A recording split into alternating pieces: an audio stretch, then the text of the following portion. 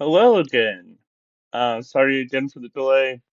Other channel stuff, other work, books, projects.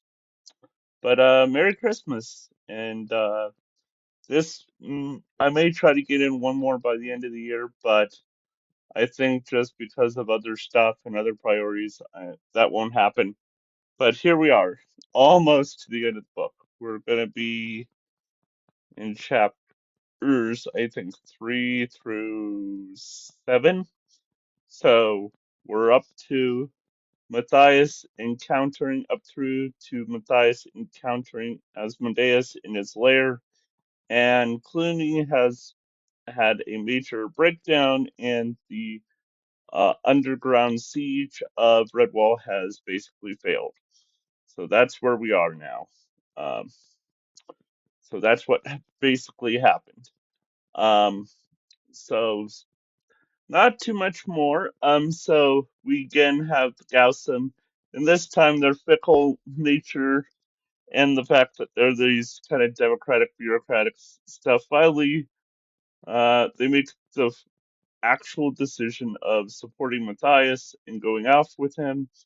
Uh, Log and Gaussum continue to support and follow him all the way to Asmodeus's lair, where they find Asmodeus. Matthais finds the sword. Unfortunately, Gaussum got separated and is dead, thanks to Asmodeus.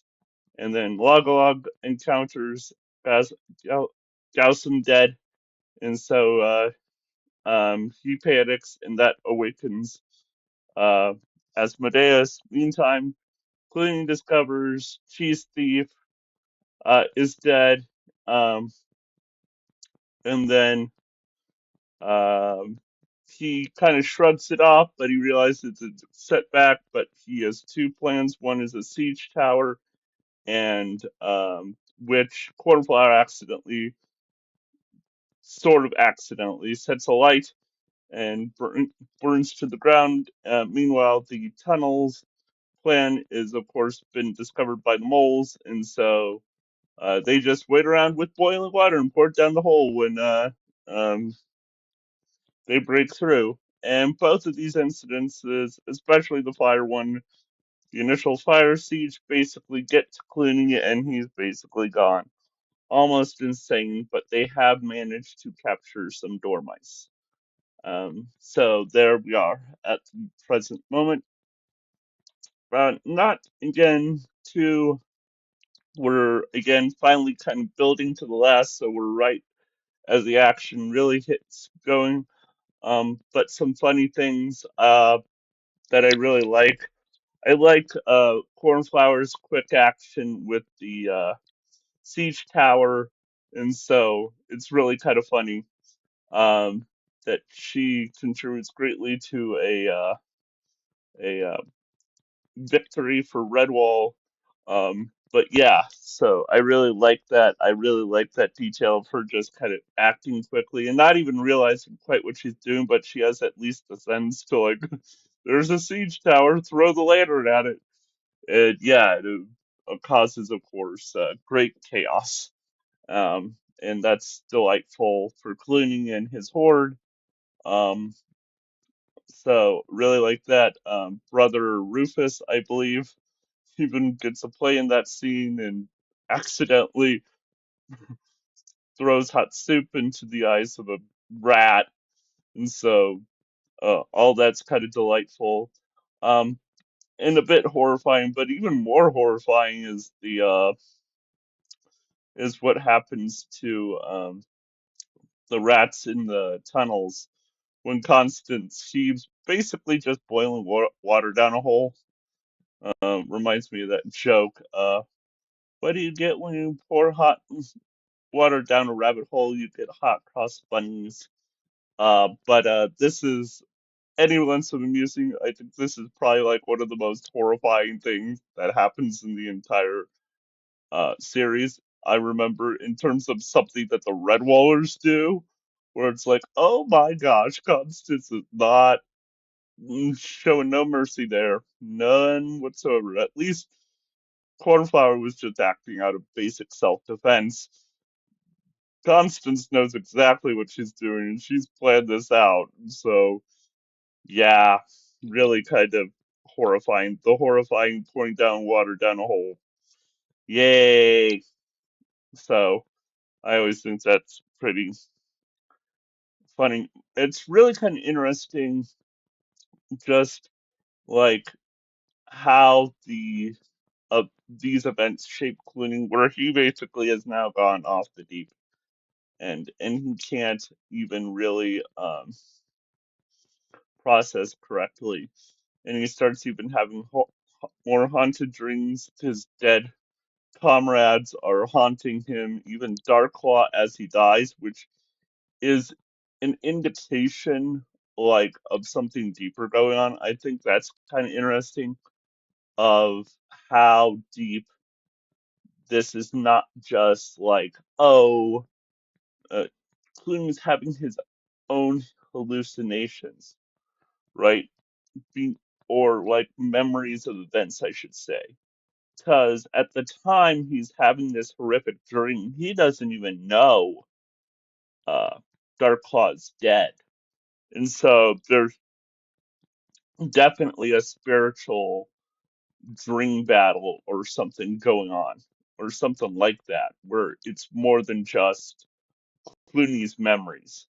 So that's interesting to think about, is just how much things just are going horribly wrong for Clooney, that he's even like seeing the events, the horrific events of his downfall play out even in his own mind as they're happening, even without the knowledge of those events. And so definitely uh, kind of amazing what happens to him there.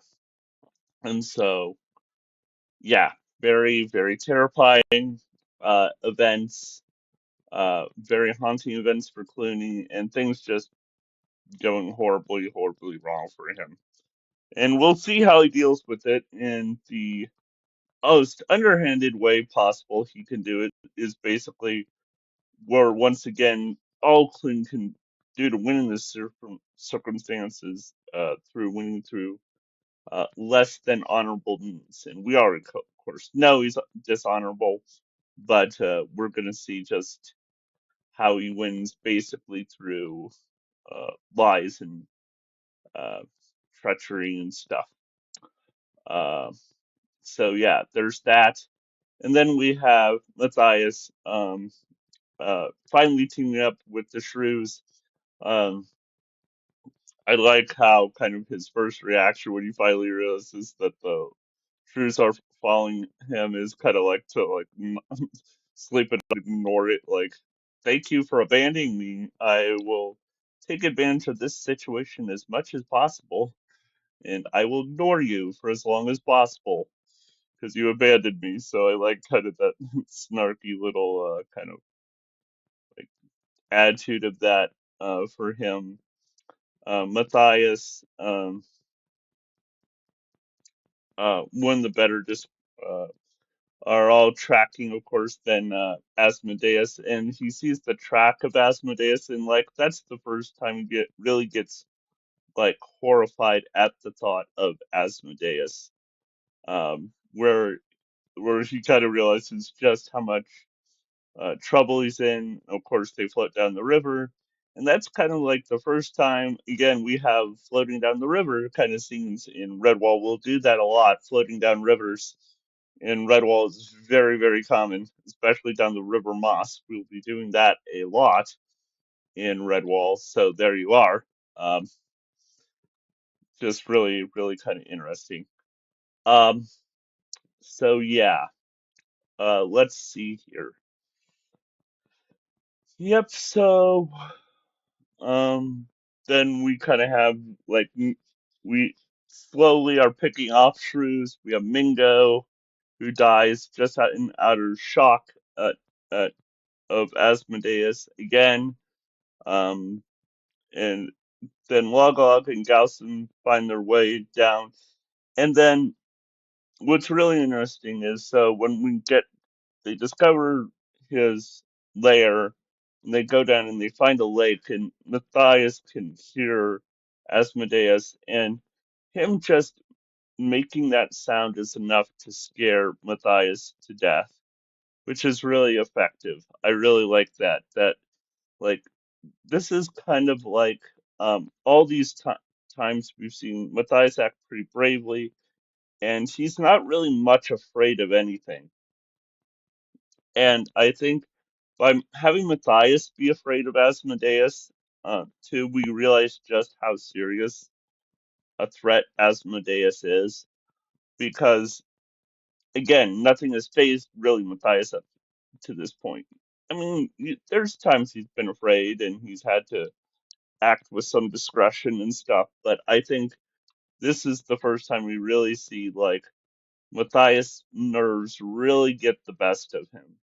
And we see it when he sees Asmodeus in his full glory for the first time and stuff. So it really is kind of interesting just how much we see Matthias kind of like be like, well, this is actually an issue. I'm not just like, for all the cowardice he gives to the shrews earlier, this is the time where he realizes, I can't just face Asmodeus on his own, and that of course he finds the sword and manages to get it away, but he's like, even with the sword right here, right now, I'm not gonna even try because the power of he could make a wrong blow, he could so many things could go wrong, even in his attempt to just slay Asmodeus right then and there. That Asmodeus is just too big, too powerful, too, too strong in that moment, and getting the sword is way more important. And so we still see, even in his fear, Matthias acting very rationally and very courageously and not being stupid, which I really like. Matthias not acting stupid. Sometimes in books we have heroes and characters acting stupid, and then we have to have conflict scene. And so it's really nice here that Matthias doesn't act stupid, and it's Logolog who actually makes the real idiocy of yelling. But that's because he's discovered Gaussum is dead for the first time, and it really kind of shakes him. And again, we've seen that the shrews are way more nervous, way more um, uh, not as bold and ready as Matthias. So it also makes sense character wise. Their responses are quite different. Matthias knows how to keep in check even as he's terrified or upset or whatever in this moment. He realizes the need. Logolog just can't help himself, and probably is, of course, way more closer to Gaussum than Matthias was, and so he's more horrified. And yeah, that's also just a horrifying description of the bloated body. And that's kind of interesting too, because a lot of films kind of rely on a very peaceful death, especially for heroes. Villains we can do that with, but heroes not. And what I like about Redwall sometimes is its willingness to kind of say like, yeah, death is horrifying for heroes too. And so in that moment, we see just like, yeah, Asmodeus is not a kind in death. It's not a pleasant, nice way to go out. Is being bitten by Asmodeus, and it's pretty clear just how. But we also see that Asmodeus again is just a killer and a hunter, and really doesn't think much else uh, beyond that. And so we just have a character who is very just relaxed about it, and doesn't take things with either glee or with any sort of malice. It's just This is what happens when you encounter Asmodeus. You will die. Very much just all that. And so here we are at the edge with Matthias trying to calm Log down only to awaken Asmodeus. And so that's kind of like a really great cliffhanger. I love that cliffhanger. I think I even remember that from one of the very first times I read that book. This is one of the cliffhangers I definitely remember was like, yeah, Asmodeus being awoken. And it reminds one, right, of like Smaug in The Hobbit or something like that, right? The awakening of the beast that shall not shall not be dealt with, that shall not be named. It's almost like kind of like again also in like Lord of the Rings with like Nazgul or Sauron, the awakening, right, of evil. And so there we are, kind of at the edge. Is there anything else I wanted to talk about? Um,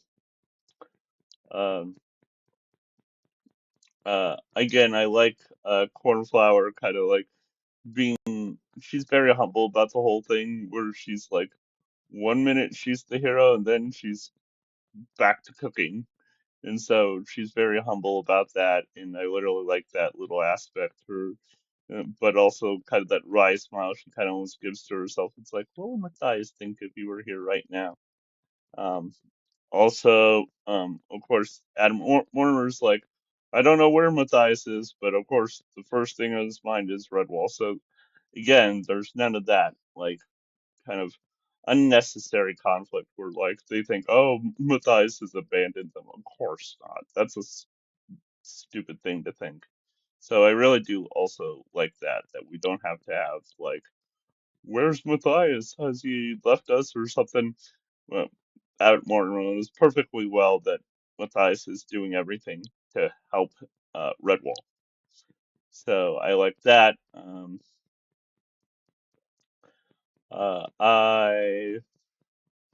like like the other thing, going back to kind of very early in the chapters when we have Cluny discovering the death of Cheese Thief.